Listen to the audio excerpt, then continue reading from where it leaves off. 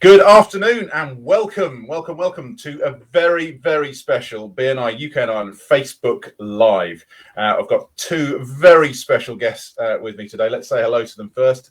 Ladies first, to Gilly Lawson. Hello, how are you? Hi, lovely to see you. I call you Gilly, it sounds weird. Yeah, weird. Yes. So I'm just going to call you Charlie. There we are. We'll go with that. And of course, we've got BNI's founder, Dr. Ivan Meisner, with us today. Hey, Ivan, how are you? I am fantastic. Really good. I just came back from Antarctica. Yeah, your travels around the world. We've seen a lot about it. Amazing. I'm sure there might be a question or two about that as when we get into it. Let's just tell everyone what's going to happen today. Welcome to you if you're joining us live. A number of people on with us already. Very special Facebook Live this because we're chatting about BNI UK's 25th anniversary on Friday, just past 10th of December. Was the exact anniversary of the very first chapter meeting in the UK. And we had a special meeting at that chapter, Business First chapter, on that day. But we're here now to celebrate, or part of a number of celebrations for BNI UK's anniversary with BNI's founder, Ivan. Great to have you with us. And Gilly Lawson, who brought BNI to the UK along with her late husband, my dad, Martin Lawson. And it's fantastic to have you both on to discuss it a bit. We'd love to hear from you. Please put your questions in. I'm sure that they'd love to chat and answer any questions they possibly can. Appreciate if you're watching this live. Thank you for doing so, and appreciate if you're watching this on the recorded version on the Facebook feed later. Really good to have you with us. So let's kick it off at a start. I mean, Ivan, perhaps come to you just first. When BNI came to the UK, it was the first time outside North America. Had you always thought BNI was going to expand internationally, or was it really in your mind that it was, at home in America and that was going to be it? I think originally I was just thinking of the United States. It hit me a few years into it that BNI could become international, that it could go global. But for the first few years, no. I think by 1991, I couldn't trademark. The original name for BNI was The Network. I couldn't trademark The Network. I had to come up with another name. So through a process, it took a while to get to the BNI, which was trademarkable. The I stood for international, and we weren't international. So by 1991, I was pretty confident that it could be international. Now, I don't know if you know this. I think you know this. Steve Lawson, Martin's brother, helped to get BNI going in Canada. He was one of the executive directors there. And I did my kickoff in Canada, which was the first country outside the US. My kickoff in Canada, this is a true story, not a joke. I said, we had a little mixer the evening before the kickoff, and there was a woman there, and I said, and she was helping to do the kickoff, just a member, not a director. And I said to her, do you think this is going to work in Canada? I mean, this is the first country outside the US. And I'm not kidding. She said, oh, honey, Canadians are basically Americans with good healthcare and no guns. And I'm like, okay. She said, yeah, this will work great here in Canada. No problem. And it did. We kicked off in Canada. And of course, Steve introduced BNI to Martin and Gilly, and the rest is history. Yeah, it certainly is. 25 years later, we've grown an amazing business and helped a hell of a lot of people. That's the main thing that's happened. I mean, good to see some questions coming, and I will come to them in a sec. I'm just going back to that early days, Gilly. I mean, for you then, Ivan's touching there on the family connection to it. Did you have reservations to back in 1996? I mean, what was the thought process in your mind at that time? Yeah, very much reservations. I mean, the call from brother Steve came out of the blue to say, Martin and Gilly, have you heard of this BNI thing? I've got involved in Canada. Now, let's just back up a bit. In previous years, brother Steve had been involved in all sorts of, how shall I say it, in the 90s and 80s and 90s, fairly questionable direct marketing things. Direct marketing isn't questionable these days, but I think maybe in the 80s and 90s, some of the things were a bit questionable. And of course, when three children of ours, one of whom you know very well, and two daughters who are far worse than Charlie, heard put it that way. that there was something that Uncle Steve was introducing their mum and dad to. It was known as an Uncle Steve scam. So in the Lawson family, it was an Uncle Steve scam for a long time. But that's just the start. I'll say more if you want to. Well, no, I'm sure there's. I mean, okay, this is a scam. This is something that's created a huge amount of business. Sorry, Ivan, a scam on. No, you told Facebook. There you are. You've told me this story. You've told me this story. And then you came to the United States, and at that point, the global headquarters was in an old house that was, not very attractive, but it was on commercial land. So I bought this house and turned it into BNI. But you must have come there and got, what are we getting into with this? Actually, Charlie, that does bring us to something that is relevant for BNI today, because Steve, we went over to the North America to see what this thing was about, and Steve took us to 2 or 3 chapters in Toronto. In Canada, BNI was then about 11 months old, if I'm right, 11 months, 12 months. Yeah. And we saw 1 or 2 good chapters, and we saw a bad chapter that he was having to do something with. And we talked to the people, and we were very green and very, we really didn't know what it was about. And you see, we were seeing it as our normal visitors are seeing it. And it's good to remember how visitors view us. Yeah. I know we've got a track record and a pedigree now, but we didn't have a track record and a pedigree then. Anyway, we talked to members in Toronto, and they said, you just don't get it. We come every week because we get business, because we were questioning this commitment for every week. It just didn't make any sense to us. Anyway, we then, on the same trip, flew out to Los Angeles and met Ivan in his house, and as he's just been saying, and we went to chapters there, which then had been in existence for 13 years. So it was well established, 11 years, I think, well established. But the members said exactly the same thing to us. You don't get it, do you, when we question them? Why do you come every week? We come every week because we get business. So it took a long time for the penny to drop in both Martin's and my minds, but we took the plunge and we went for it. Yeah, and I'm glad you did. Yeah, and I think the business community in the UK is glad you did as well. We were done some tallying up just for the amount of business that's done. We've had our Thank You for the Business program in place for since 2008. We had to do a bit of an estimate in terms of the number of referrals passed and average referral value pre that, but the amount that the total that has been, business has been done, and this is only the bit that's known about, since then is £5.87 billion sterling. £5.87 billion sterling, which is just an amazing number. So it was definitely a great decision to take the plunge and go there. And I'd love to come to some of the questions that are here. There's lots of people with us. Good to have you all with us. Greg Davis, hello. Brian Gates, hello. Daff Wynn, good to have you with us. Daff, I remember meeting you in Ireland. Lovely to see you here. Well, Daff's got a question for you. Looking back, what was the most memorable moment when you and the lovely Martin set up in the UK? What stands out most of all? Well, I'm a glass half full person. I try to see everything in a very positive light. I think some of you may know that. But having said that, I think one memorable moment would be when we first had Ivan over to talk to us, and you came pretty regularly in those early days, Ivan, which we were very grateful for, because you could talk the real McCoy for us. But I think seeing a hall full of people was quite special at that time when we'd been battling. But that takes me on to another memory, which is more of a negative memory. In those early months when we were setting up the Pinner chapter, as it was then, and the Northwood chapter, the 2 new chapters, the first chapters we launched on the 10th and 11th of December 96, I would stand in either the door of a restaurant or in the door of the Batchworth Park Golf Club, which many of you know, where we did many of our early trainings, and just pray for a set of headlights to drive in. It was, because it was October, November, and early December. Well, November, yes, because we launched on the 10th, praying for a set of headlights to come in. Just one more person, one more, please. So that probably it's big numbers and it's small numbers are what I remember. Yeah. I remember those days sitting in the restaurant hoping that people pull up into the parking lot. Yeah, I can remember sitting in the same.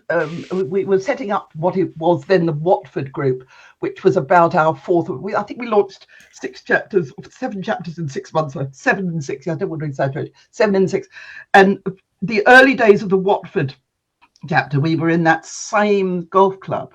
You know, with some chapters under our belt, we got 3 or 4 under our belt, and we had 8 or 10 people at our first meeting. And we did our prepared spiel about BNI, and they all just got up and walked out at the end, all of them. So, you know, it was really challenging. I would say I said it to a Business First on Thursday morning at their 25th anniversary meeting. It was like pushing water uphill with a fork. For one thing, and Ivan, please don't be offended, it was American.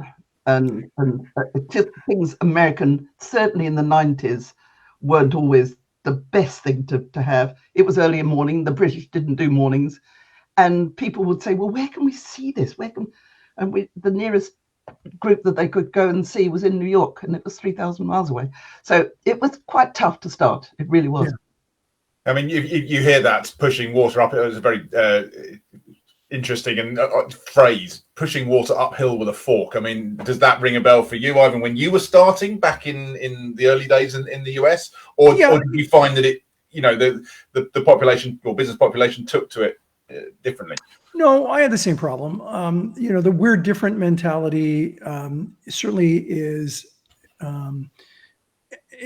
greater when you move to another country, but it was one of the reasons why we almost always had someone local open up chapters, so that, you know, it wasn't a foreigner opening up chapters wherever. But I ran into it. The first time I heard this won't work here, we're different, was in 1985. It was like 6 months after I started BNI, and all of my chapters were in the San Gabriel Valley, and I was going to open up a chapter in the San Fernando Valley, which is literally, they butt up against each other. The center of them is maybe 40 minutes apart. And I heard it for the first time. No, we're different here than you guys are over in the San Gabriel Valley. We don't do early morning meetings. We don't meet every week. All the stuff that people, you know, just don't want to do. I heard, you know, in 6 months into BNI. But the things that they don't want to do are the things that make BNI successful. Meeting every week. Not all of our groups meet in the morning, but still 85% of our organizations meets in the morning. I hate early mornings. I'm not an early morning person. Why did I start an organization in the early morning? Because I started BNI as a consultant, and I didn't have any clients that would meet at 7 a.m. I knew I wouldn't miss a client if I met early with BNI. And I started BNI to get referrals for my consulting business and to help others. So I did it in the morning. And so that's why most of our groups meet in the morning. You're not going to miss business. And yeah, I had the same problems. It was exacerbated as we became international, at least in the beginning, until there were some successful chapters. And then they're like, okay. Yeah, I mean, I'll tell you one quick story. I went to a UK chapter in my first visit, and someone said to me, "We're not like you Yanks. We don't, you know, we don't like to stand up and talk about ourselves." And I'm like, "Okay, well, you're just talking about your business, really." And they're like, "No, we just don't do that." 1 year later, and I don't know if I was 1 year later, I go back to a UK chapter, and there is somebody standing on a chair doing their weekly presentation. They're standing on a chair talking about the fact that their service was head and shoulders above all their competition. And it was Tony who does refrigerators and things in the Harrow chapter. Was yes, that him? I remember it. And I remember thinking, yeah, you Brits are very reserved. Yet I had never seen an American do that. I'd never seen an American stand on their chapter or in their chair and do their weekly presentation. Actually, I did see one, but it was very specific to a situation. She was pretending to be somebody else who was very, very tall, so she stood in the chair. But so people are people. And that's why I came up with the phrase, different people, different places, different races, different religions, different countries, different cultures. We all speak the language of referrals. We all want to do business with people we know, like, and trust. And it doesn't matter what country we're in. We want that. We want to do business with people we trust. That's why BNI works in more than 70 countries around the world. Yeah, absolutely. I'd love to touch on that. In fact, the international expansion of BNI, because obviously UK was the first country outside North America, but then it, as you say, it's gone very successfully across lots of countries. What do you, or how important do you think the UK was to the expansion of BNI around the globe? I'm sure many members in the UK wouldn't necessarily be aware of what's happening around the rest of the world and where the UK stands in that. What's your take on that? It was massively important. Before I do that, we have a lot of people that I know. Greg and Julian, both co-authors of Infinite Giving with me, are here. And many other people I see on my social media, and I've met Allison, Daff. Daff is always on my social media. Who else? Mark Keatley-Palmer. Yuri is here. So many people that I know and have built relationships with. It's great to see all of you. And many others. I'm sorry, I'm not catching all of you. The UK, first of all, I want to congratulate the UK on 25 years. That's an amazing accomplishment. And the United Kingdom truly shaped the future of the BNI organization. The UK was the launching pad for BNI to become global, because it was people that either worked with Martin and Jilly, or people that Martin and Jilly introduced us to, that really expanded, and many executive directors in the UK also, moved to other countries. I mean, Germany was started because of the UK. Japan was started because of the UK. Portugal, Spain. Who am I missing, Julie? There's just so many countries. Netherlands, New Zealand, South Africa, India. That's right. New Zealand. India. Graham was a member in a chapter and moved to New Zealand. Chapter we launched. Yeah. So I mean, probably 10 or 12 countries started directly because of the United Kingdom. Yeah, absolutely. It's an amazing way the world of referrals works. People talk about it. It's what networking is. It's relationships, isn't it? So that's exactly how it works. And Jilly, what about for you? What do you think in fact, I'm trying to keep up with all the comments, and I'm doing a terrible job.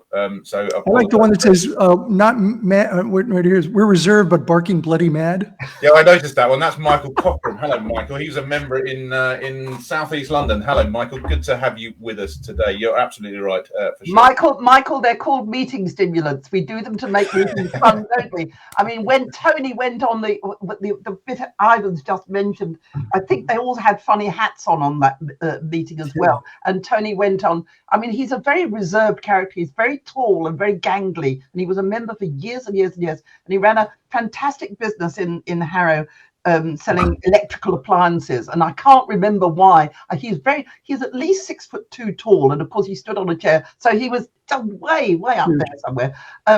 But we do meeting stimulants. But we learned meeting stimulants from you, Ivan. We just took it to another. We took BNI to another level. Yeah, absolutely. I want to come to Greg's question. Jilly, what do you want yours and Martin's legacy to be in the UK? Well, you've already mentioned one bit of it, Charlie. Greg, it's hard to answer. The legacy is doing business in a nice way. Everything about BNI is polite and right and straightforward and honest and true. It all depends on trust. I'm a great believer in trust and relationships, and trust and relationships are often missing, not always, often missing in business, in cutthroat type business.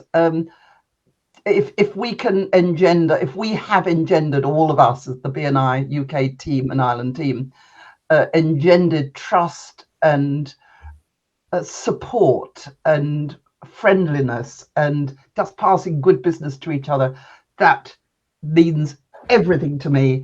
And the fact that BNI has helped the lives of so many people in the UK in the last 25 years. I mean, that figure of I can't even take in 5.87 billion of thank you for the business. I mean, for God's sake, we were laughing on Thursday morning that before it was thank you for the business, we started with show me the money. Does anybody remember show me the money, when we started to try to track what the value of referrals were? Because we just wrote down on pieces of paper, and then we started to try to get some accountability on what it all valued. And of course, once we'd got BNI Net, or Connect as it is now, we were able to do that. But that 5.87 billion, and that's just what we know about. I mean, yeah, that's just the last 13 years, I think. Yes. But what I meant, Ivan, was that's just the first referral. The referrals that go on after that, it just goes on. Greg, I'd like to think that we've made the business world a better place. I don't know if that's the right answer, but that's what I feel. That's a great answer. Yeah, it's great answer. It's exactly what it's all about. I mean, how does it feel for you, Ivan? I mean, you started up BNI to grow your business, obviously, and a lot of people come to BNI in the first place to grow their business. That's the primary reason why people might visit BNI when they first see it. That community impact, though, that's massive, isn't it? How proud do you feel in terms of the baby that you've created over time? Yeah, I'm humbled by what BNI has become. It is truly incredible. When I go to an international convention, which we haven't had in person for a couple of years, and I miss them. When I go to an international convention, it is just humbling to see the thousands of people from all over the world, and the flags are always up at the front from every country that's represented there. It's like going to a United Nations meeting where everybody likes each other. And it's the camaraderie, the impact that it has on local communities around the world. I'm just humbled by what this organization has become, and very proud of how it has been embraced by people all over the world. Yeah, absolutely. I'm trying to keep up with lots of people. I'm just thinking countries: Malaysia, India, Sri Lanka. We could go on, I think. Yeah, those are other countries that came as a result of UK. Question from Daryl Buchanan, one of our an early connection to the New Zealand. 25 years on, knowing what you know now, what would you have done differently, if anything, to make BNI even greater? Ivan, perhaps to you first, and come to you in a second. Well, hindsight's 2020. I think the coulda, shoulda, woulda about what would I do differently. I generally answer the question to that. My answer to that question generally is I wouldn't do anything differently. Did I make mistakes? Massive mistakes, huge mistakes. But here's why I don't do that exercise of what would I do differently normally, because I made all the decisions. I think if you make decisions based on the information that you have at the moment, and you're living your values. So if you live your values and you make decisions based on the information you have at the moment, then you got to give yourself grace. You got to forgive yourself for making mistakes. If I had to start BNI all over from scratch, I would do things. There are a number of things I would do differently than I did when I started BNI. But I made all the decisions that I made with the information that I had, living the values that I believe in. And so I try not to second guess myself. That said, I think your mistakes are your tuition for success. And the mistakes I made, I try not to do twice. Definitely not 3 times. I hope that answers your question. I mean, in reality, if I started all over, I would start with a database system immediately and let that go way too long. Thinking, and I'm writing a book on this right now called The Third Paradigm, where I thought that the programs that were out there, cream would rise, but that didn't happen. What happened was silos were created and people would die on the hill fighting for their silo. And so that was a massive mistake. And if I were to start BNI all over again, I would not make that mistake again. Yeah, great answer. Yes, for newer people on the call in BNI, as a national director, we audited every month membership dues reports, which were on a piece of paper. And that was only what 11 years ago. It was. I don't know when it went. Yeah, 2010. Anyway, we had hundreds of chapters, and we still hadn't got BNI Net or Connect or whatever it was that finally it got built. And I would have a pile this high on a Sunday auditing pieces of paper. So yes, I think, Ivan, we made a lot of mistakes. I think we've told you've told us about them. We've told you about the mistakes you've made in our frank and full conversations over the years. We all have. Several times, I recall. Yeah, several times. But, you just do what you think is right at the time. It's a good question, Daryl, but I think it would have been just the same, really. Yeah. Well, let's move on to a question from Claire Rudd. Hi, Claire. Good to have you with us. Talking about BNI innovations, one of our core values, traditions and innovation. What's your favourite BNI innovation in the last 25 years? What do you think? No question about it. BNI Connect, hands down. Yeah. Yeah, hands down, and what we've done with it. And look for a book. It should be out late next year, called The Third Paradigm. I have the entire story of BNI Connect in there. And I don't say it's BNI Connect. So and I don't even say it's me. It's not until the end of the book that I acknowledge that. But it's the whole story, the good, the bad, the ugly, the horrific stuff that I did wrong, some of the things that we did right, the whole story of BNI Connect. I think that was an absolute game changer. And in the pushback from directors was massive, which seems crazy now. But Jilly, you remember we had directors in the UK that were like, I would name one now, but I won't name now. Probably best. They were like, no, we will not put our members' names in this database. Yeah. And that was where that's where this paperweight really came in handy. That says, my mother gave me this when I was 13. It says, diplomacy is the art of letting someone else have your way. Yeah, and he was one of our EDs, so you left us to deal with him, Ivan, if I remember rightly. I did, and it worked out well, and everything was fine. But we got to a hymn. I'm sorry, I've half let it out. Let's subtly move on. I'm going to say an innovation that I think the UK has been responsible for, which we were very proud of, and that is the training.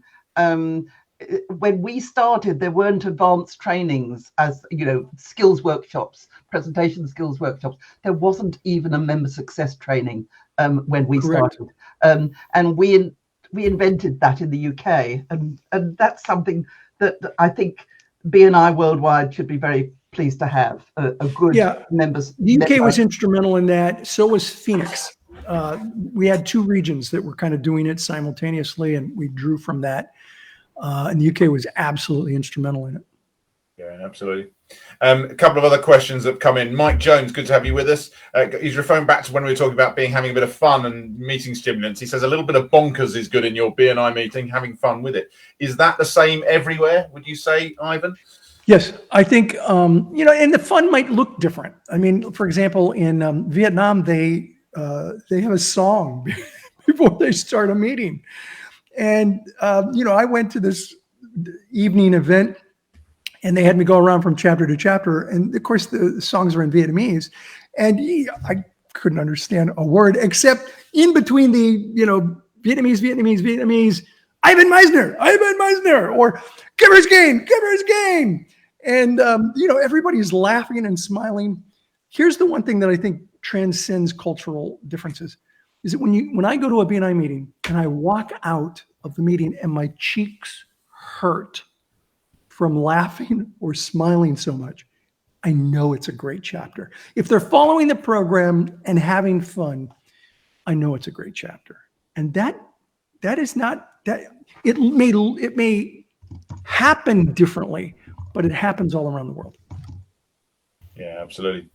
A question, Julie, for you from Brian Gates. He asks about when was the point when you really felt the business was growing and moving and building, and you knew it was going to become what it has now become. I mean, presumably that wasn't immediately apparent. No, it wasn't.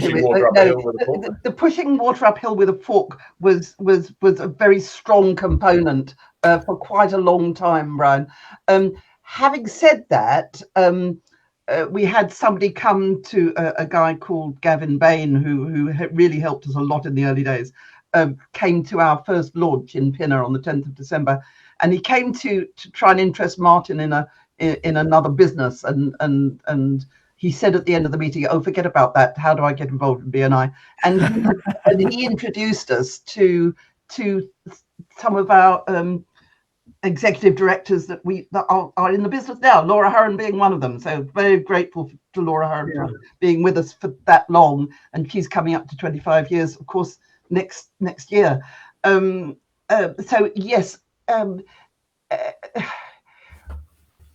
I remember when we started franchising, so the whole of the southeast of England went very quickly once we started talking to people. We became king, emperor, and mapped out the country, which is what every national director has to do. But I remember talking to somebody I sing with, and he's a Mancunian, and he said to me, "Oh God, this thing you're doing, it'll never work in Manchester." I remember him saying that. It'll never, and that it goes back to what Ivan said a few minutes ago. It'll never work in here. It'll never work there. It'll never work in Scotland. Oh no, it'll never work in Wales. No, Wales doesn't. No. It'll never work in Wales. And so it went on. So I don't know when it was we felt that we were getting somewhere. I suppose we were starting to get somewhere in the UK, and then Martin had done a lot of business in a previous life in Amsterdam in the Netherlands. So we persuaded Ivan to let us get going in the Netherlands, and it was like water uphill with a fork again there, but again, and every time you go to a new country. I remember going to Switzerland and our first information meeting for either members or franchisees, because there was nothing in the middle of Switzerland, and the Swiss, of course, wonderful for timing and clocks. And nobody was there. Our meeting was due to start at 11 in the morning, this information meeting for potential franchisees. Nobody was there. We were all set up. We'd advertised and what have you. And we were expecting something like 10 or 11 people. And at 1 minute to 11, there was still nobody there. And suddenly the door opened and 11 people walked in. That's the Swiss being on time. So I don't really know the answer to your question, Brian, and I haven't answered it very well, but it came and went in phases. Can I add one thing to it? I think we often look at the cultural differences that there are around the world, but what we don't recognize is that there is a culture of entrepreneurism, that entrepreneurs want to do things more effectively or more efficiently, and that trust is a critical element of effective referral marketing. And so this culture of entrepreneurism transcends cultural differences. BNI doesn't try to change the culture. We try to put an overlay on top of the existing culture, as opposed to trying to change things culturally. And one of the best examples of that is Japan. The Maishi ritual of handing a business card. It's called the Maishi ritual, where you hold the corners, you present the card, you bow. In the U.S., it's like, hey, here's my card, and you don't do that in the U.S. And so when I was talking to people in Japan originally, they were like, I don't know, this will work here. We have these rituals, and I'm like, yeah, but what are you handing out? You're not handing out rocks. You're handing out cards. We hand out cards, and I know that's changing over the digital world, but back when we started with Japan, we hand out cards all around the world. And so the way it's done might be slightly different. And so it's just a system on top, on top of the existing culture. And I think that's one of the things that people don't recognize, that there are as many or more similarities to entrepreneurs as there are dissimilarities. And we always focus on the dissimilarities. Asante was one of our members, Charlie. You may not even know this. In one of the chapters around Heathrow, he was one of our members running an IT company, and he decided to take his family back to Tokyo, and he came to us to ask if we would partner with him in setting up. Another country that started from the UK, yeah. Fantastic. Indeed. Conscious of time, we've got just a few minutes more left. So if you've got any last questions in for Ivan or Julie, please do put them in the chat now. There's a couple more I'd love to get to quickly if we can. Gilly, what's been your best conference moment? This is from Leah Ratcliffe. Good to hear. Oh, Leah, there's no doubt on this. It was an early conference. I can't remember if it was a national US conference or it was a global conference, but it was certainly in America. We weren't very big here at that stage. Anyway, Martin, my husband, who I don't know if you remember, was speaking. He was a main speaker. We didn't even have breakouts in those days. It was all main speakers. He was speaking about getting business, and I really don't remember the detail of the presentation. But he ended up, and it was a full hall, and people were listening to him because he was a relatively good speaker.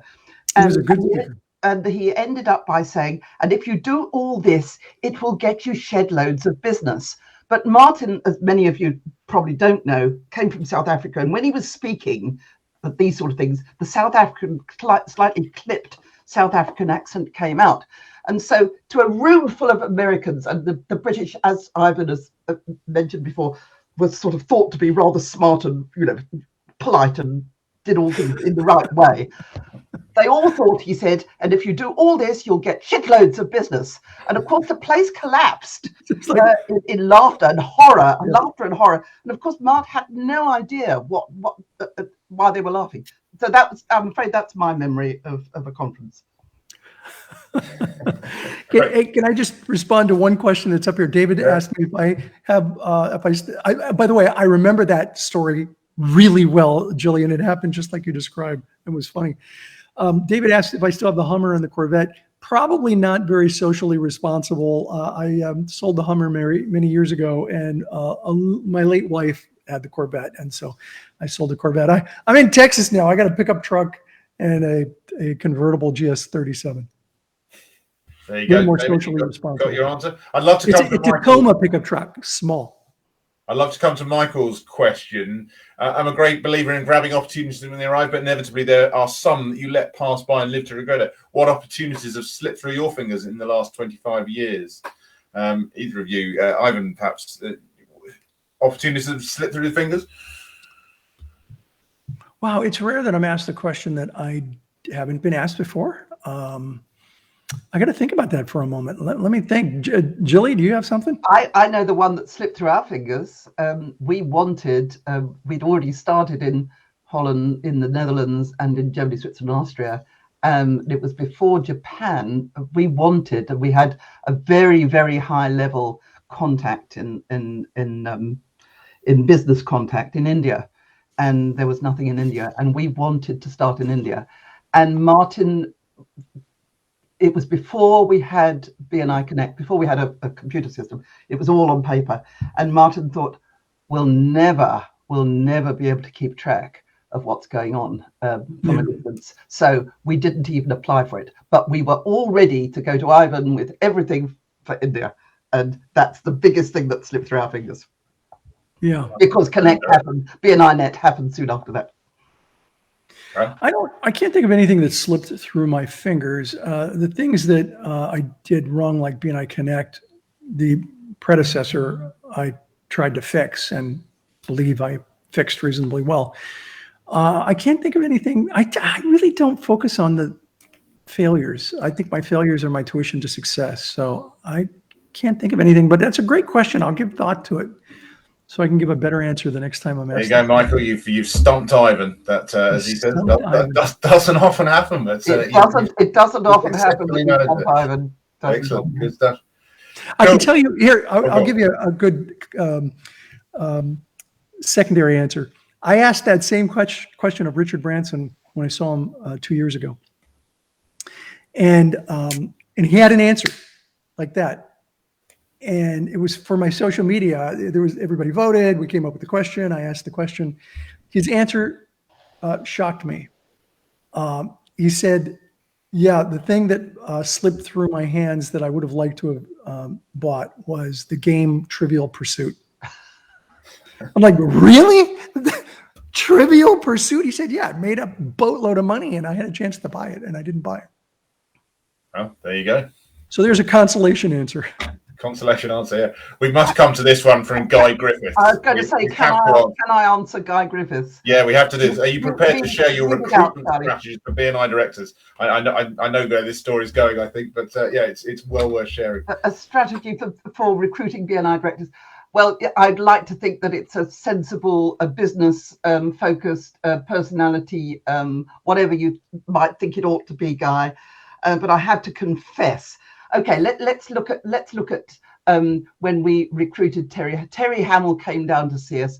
Terry Hamill then was in his early, God, I'm not very good at thinking where people were 25 years ago. Early 20s, mid 20s, a very successful very with it to this sort of rather antiquated couple here in Northwood, hairdresser, who I can't remember who introduced us and why he came and how he came.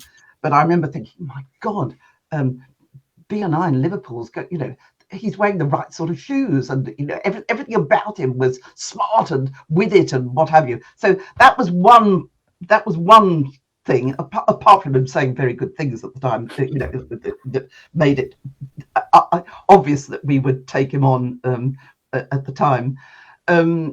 But the opposite of that was I was out. I can't remember because I was a magistrate. I was out and Martin was interviewing somebody from Switzerland here in this very room that I'm in now, because we were running the business from home for many years. And I came in and this guy, and of course I'm not going to mention names, was sitting with his back to me. And Martin was sitting in the window just right here next to me where I'm here. And so I could see this guy. Martin saw me coming through the hall and into the doorway. And I just could see this gentleman, and he was sitting discussing with Martin. And I just did that to Martin, just like that. And went back into the kitchen and made them tea and what have you, and then came in and brought it in. He'd got white socks on. And in those days, white socks, well, in my world, didn't work in a business world. They do now, or no socks at all now. No socks at all. No socks at all in the very with it business world now. But anyway, in the time we were talking about, which is probably over 20 years ago, white socks, it wasn't quite right. So I just said no. So I'm afraid, Guy, it's what colour socks you wear, really. Yeah, watch out, Guy. Make sure you got the right socks on next time you see Julie. Definitely. We must start to wrap up. I hate to do this. It's so good to have so many of you on. Lots of good questions. There's a couple of quick fire ones we can go. Ivan, this is from Mark Jacobs. What country would you love to have BNI in? Is there anywhere you'd love to see? Antarctica. Have you found your national director? I took the flag to Antarctica. I planted the flag. There aren't too many permanent residents there, though, so a chapter might be difficult. I'd love to open in Russia. The problem with Russia is that giver's gain means something completely different right now. And so there needs to be more of a true entrepreneurial culture in Russia. But I'd like to see us in Russia, but it's not ready. A little way off, yeah. And it's a great question from Laura. Let's finish on this one for both of you, because I think this is a great one to finish on. There's been so many extraordinary achievements, but what are you most proud of when it comes to BNI? Ivan, you go first, then we'll finish with Julie.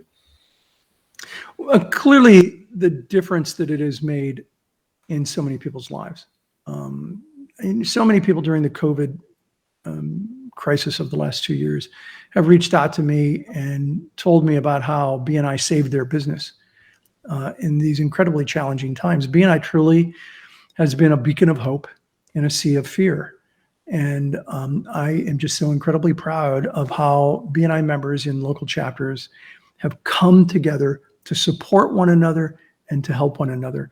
And we're transitioning now to either going back in person, staying online, or some hybrid. I would urge everyone to please listen to special episode number 5. It was done on November 29th.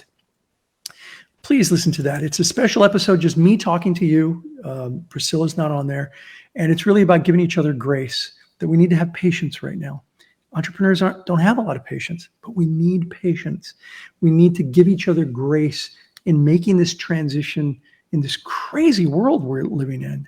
And if we give each other grace and are there to support each other, we'll come out of this well, and we'll help more people be successful.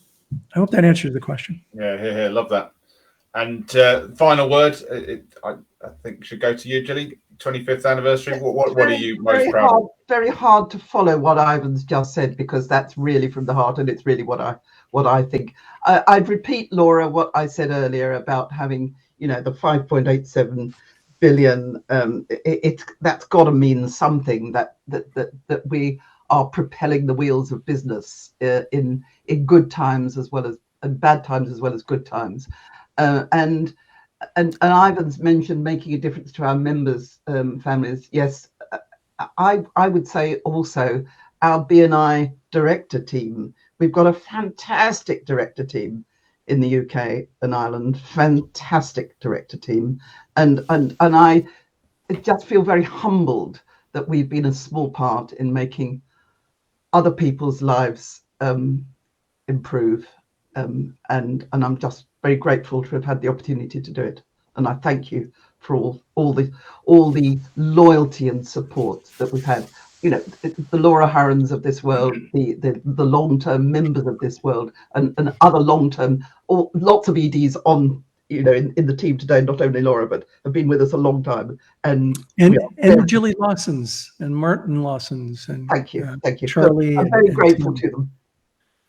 You've done an amazing job. I'm so proud of BNI UK, and I want to congratulate you and on your 25th anniversary as an organization. Well done by you, BNI UK and Ireland. Well done. Thank you. Thanks, Ivan. That means a lot. Thank you. It means a lot. It means, Ivan, that means a tremendous amount. We appreciate it. It's been a fun ride. We've had challenges, but overall, it's well. You threatened to take away our franchise one Friday evening. I remember we were away. You said no, never. You've got 24 hours to do something. I'm not going to say what, or else we're taking you. And that was you at your worst. But you are very nice underneath. My worst. Okay. Let's move on quickly. Here's to the next 25 years. That's what I'm going to say. Thank you very much, Gilly, for your time. Ivan, thank you very much for your time. Always lovely to have you on with the UK team, and there's people around the world as well. To be fair, thank you to everyone who's been on with us as well. I'm sorry we've not got through all the comments. I usually try and be more diligent in that. There's just been so much good stuff happening, good discussion. So forgive me for that. But in the meantime, just say thank you very much for being with us. Thank you for watching this. If you've watched it on the recorded version as well, appreciate you taking the time to do so. Gilly, Ivan, thank you very much. Have a great Christmas. Hope you have a restful time over the festive period, and we'll look forward to seeing you in 2022, I'm sure. But for the meantime, thank you very much. Thanks, Charlie. Thank you, Ivan.